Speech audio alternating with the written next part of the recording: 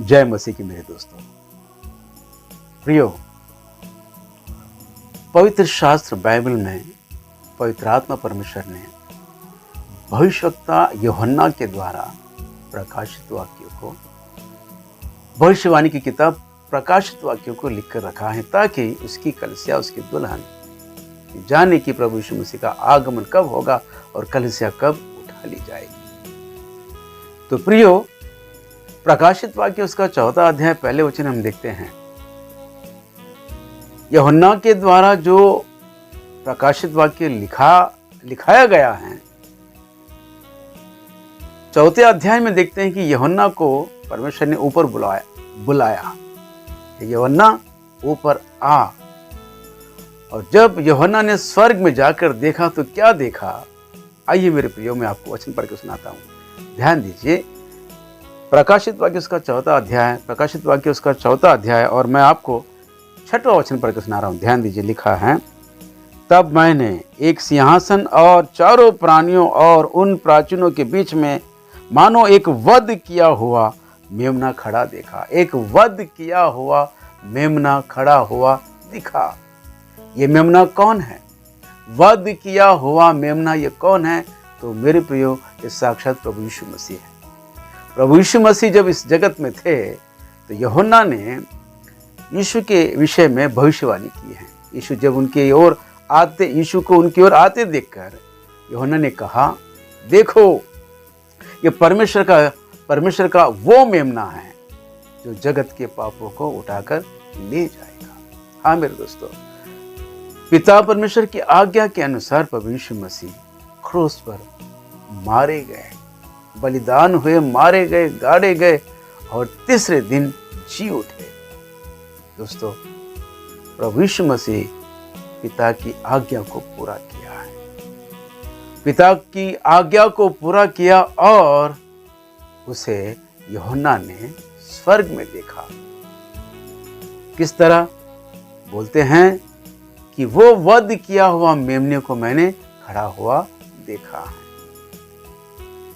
दोस्तों, उससे पहले हम देखते हैं, यूहन्ना जब ऊपर बुलाया गया है 4 अध्याय में प्रकाशित वाक्य में, तो यीशु मसीह को देखा और बोलने लगा कि ये तो वो मेमना है जो वध हुआ था।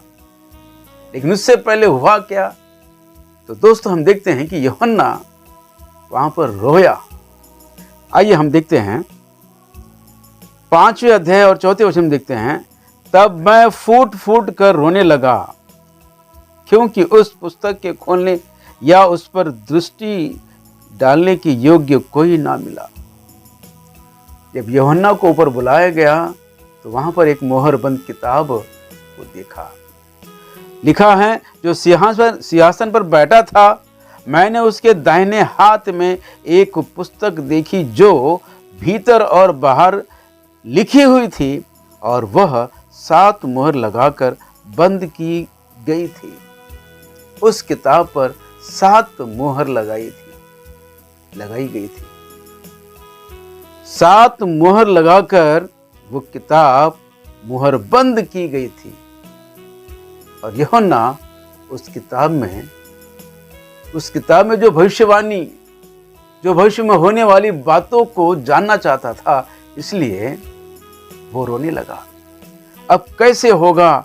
इस किताब में छुपी हुई भविष्यवाणी की बातों को मैं कैसे जानूं? रोने लगा, फूट फूट कर रोने लगा। इस पर उन प्राचीनों में से एक ने मुझसे कहा, किससे? मुझसे यानी यूहन्ना से कहा,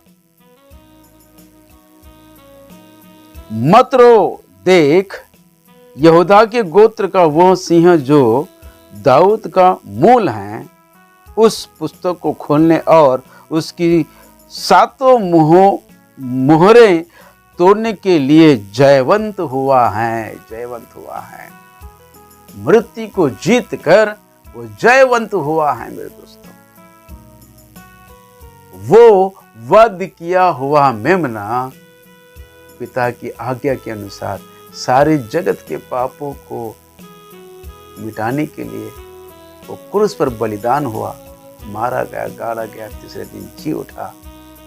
मेरे प्रियो, वो जयवंत हुआ, वो जयवंत हुआ। लेकिन मेरे प्रियो, मैं आपको बताना चाहता हूं, यूहन्ना जब किताब, जो मुहर लगी हुई किताब को देखकर रोने लगा, तो मैं आपको बताना चाहता हूं, यूहन्ना 4 अध्याय में बुलाया गया है, लिखा है, यहां ऊपर आ जा और मैं वे बातें तुझे दिखाऊंगा जिनका इन बातों के बाद पूरा होना अवश्य है। यहां ऊपर आ जा, इस वचन को लेकर या इस वाक्य को लेकर प्री ट्रिब्यूलेशन रैप्चर वाले कहते हैं कि देखिए, कलीसिया 4 अध्याय में उठा ली गई है। इसका मतलब यह है, कलीसिया महाक्लेश में जाने से पहले उठा ली जाएगी, महाक्लेश में जाने से पहले उठा ली जाएगी। इस तरह के सिद्धांत को बनाने के लिए केवल इस अध्याय के इस वचन को लेकर प्री ट्रिब्यूलेशन रैप्चर का सिद्धांत कलीसिया को सिखाने लगे हैं कि कलीसिया महाक्लेश में जाने से पहले उठा ली जाएगी। तो दोस्तों, मान लीजिए कि 4 अध्याय में यूहन्ना जो कलीसिया का प्रतीक है वो उठा लिया गया है। जब वो उठा लिया गया है, बुलाया गया है, तो क्या देखा? और वहां देखा, जिस किताब को उसने देखा, जो मोहरबंद किताब है, उस किताब को देखकर वो रोने लगा कि अब इसे कौन खोलेगा इसे। दोस्तों, लिखा है, इस पुस्तक के खोलने और उसकी मोहरें तोड़ने के योग्य कौन है? परंतु ना स्वर्ग में, ना पृथ्वी पर, ना पृथ्वी के नीचे कोई उस पुस्तक को खोलने या उस पर दृष्टि डालने के योग्य निकला। तब मैं फूट फूट कर रोने लगा, फूट फूट कर रोने लगा। दोस्तों, ध्यान दीजिए, अगर भविष्यवक्ता यूहन्ना कलीसिया का प्रतीक है, तो क्या कलीसिया महाक्लेश में जाने से पहले स्वर्ग में उठा ली जाएगी? तो वहां पर किसी न किसी कारणवश कलीसिया रोएगी, जैसे यूहन्ना रोया है। यहां पर जैसे यूहन्ना रोया है, भविष्यवक्ता यूहन्ना रोया है, तो क्या कलीसिया भी किसी न किसी कारणवश स्वर्ग में रोएगी? दोस्तों, ये कभी हो ही नहीं सकता। स्वर्ग में रोने की बात होगी ही नहीं, क्योंकि स्वर्ग में खुशियां ही खुशियां हैं, वहां रोना धोना कुछ नहीं होगा। तो दोस्तों, यहां पर भविष्यवक्ता यूहन्ना रोया, यानी वो व्यक्तिगत अनुभव है। यूहन्ना को बुलाया गया है, वो व्यक्तिगत बुलावा है, वो कलीसिया नहीं है। मेरे दोस्तों, ध्यान दीजिए, सरासर गलत है प्री ट्रिब्यूलेशन रैप्चर का सिद्धांत जो सिखाते हैं, और इस अध्याय को लेकर जो सिखाते हैं, केवल इस शब्द को लेकर, यहां ऊपर आ, यूहन्ना यहां ऊपर आ, इस शब्द को लेकर सिखाते हैं कि कलीसिया महाक्लेश में जाने से पहले उठा ली जाएगी। दोस्तों, ये सरासर गलत है, ये सरासर गलत है। अगर यूहन्ना कलीसिया का प्रतीक है, यूहन्ना जिस तरह उस परिस्थिति को देखकर रोया है, तो क्या कलीसिया भी किसी ना किसी कारण में स्वर्ग में जाकर रोएगी? नहीं मेरे दोस्तों, नहीं, ऐसा कभी नहीं हो सकता। 4 अध्याय, प्रकाशित वाक्य 4 अध्याय में यूहन्ना भविष्यवक्ता को जो बुलाया गया है, वो व्यक्तिगत बुलावा है, उसका व्यक्तिगत अनुभव है। प्री ट्रिब्यूलेशन रैप्चर ये सिद्धांत सरासर गलत है। इसी अध्याय में मैं और बहुत सारी बातों का खुलासा मैं कर सकता हूं।